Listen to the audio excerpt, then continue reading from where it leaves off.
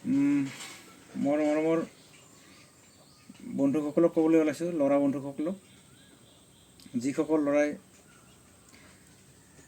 আজিলৈকে প্ৰেম কৰি পোৱা নাই, হয়তো কাইলৈ প্ৰেমত ভৰি দিব।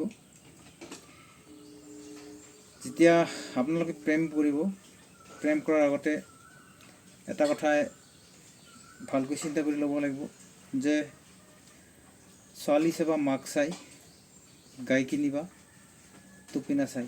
তাৰমানে যিজনী ছোৱালীক ভাল পাব সেই ছোৱালীজনীৰ মাকৰ 10 গুণ চৰিত্ৰ আদি চাই ল'ব লাগিব বা বংশবৃক্ষ চাই ল'ব লাগিব। গাই কিনিবা টুপি নাচাই, তাৰমানে গাইজনীৰ টুপিনাটো ডাঙৰ হ'ব লাগিব, তেতিয়া ধুনীয়া গাখীৰ দিব। ঠিক তাকে কৈছে ছোৱালী চাবা মাক চাই। আৰু কিছুমানে কৈছে ছোৱালী ল'বা মাক ভাল, মাটি কিনিবা মাজত খাল। সেই একেই উদাহৰণ।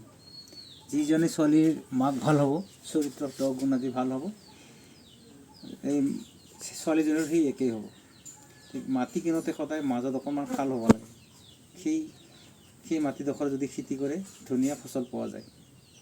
গতিকে এতিয়াকে উদাহৰণ দিছে যে যিজনী ছোৱালীৰ লগত প্ৰেম কৰিব, প্ৰেম কৰাৰ আগতে একবাৰ চিন্তা কৰিবলৈ দিছে। কাৰণ আপোনাৰ জীৱনত বিবাহ এবাৰে হ'ব, জন্ম বিবাহ মৃত্যু এবাৰে হয়। সেই গতিকে বিয়াৰ কথা চিন্তা কৰাৰ আগতে ছোৱালীজনীৰ 10 গুণ চৰিত্ৰ আদি চাই ল'ব লাগিব।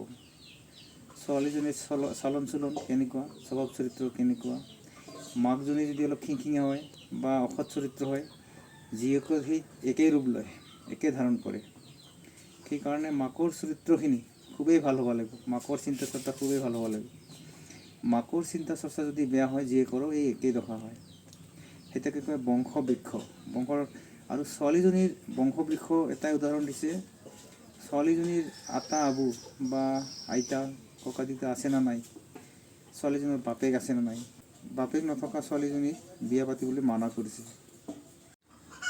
আৰু ল'ৰা বন্ধুসকলক মই জোৰকৈ ক'ব খুজিছোঁ যে নাৰীৰ সৌন্দৰ্য চুলিত, পুৰুষৰ সৌন্দৰ্য দাড়িত। এই কথাষাৰ ডাঙৰ লোকে লিখি থৈ গৈছে যে নাৰীৰ সৌন্দৰ্য চুলিত হয়। তাৰমানে হ'ল যিগৰাকী ছোৱালীয়ে চুলি থকাৰ স্বত্তেও, দীঘল চুলি থকাৰ স্বত্তেও চুলিবিলাক চুটি চুটিকৈ কাটি লয়, ল'ৰাৰ দৰে ফেশ্বন কৰে, তেনেকুৱা ছোৱালীবিলাক খুব উগ্ৰ মেজাজৰ হয়, অলপ অহংকাৰী ধৰণৰ হয়।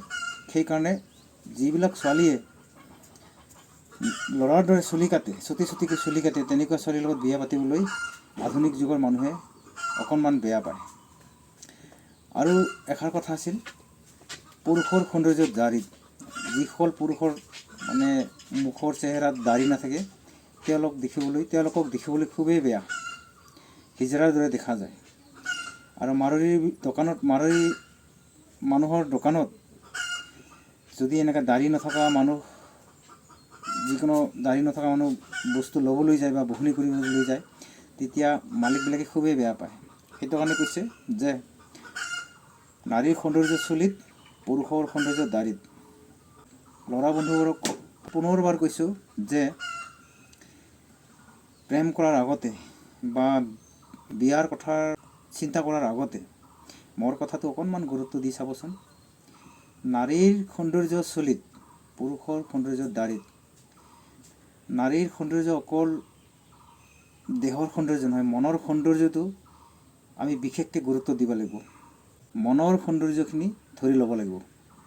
কাৰণ যিকোনো মানুহৰ মনৰ সৌন্দৰ্যহে আটাইতকৈ ডাঙৰ। মনৰ সৌন্দৰ্যত স্বৰ্গ পায়, কিন্তু দেহৰ সৌন্দৰ্যত তিল মানো স্বৰ্গ নাপায়। দেহৰ সৌন্দৰ্যই বা বাহ্যিকতাই মানুহক ধ্বংসমুখীলৈ আগবঢ়াই লৈ যায়।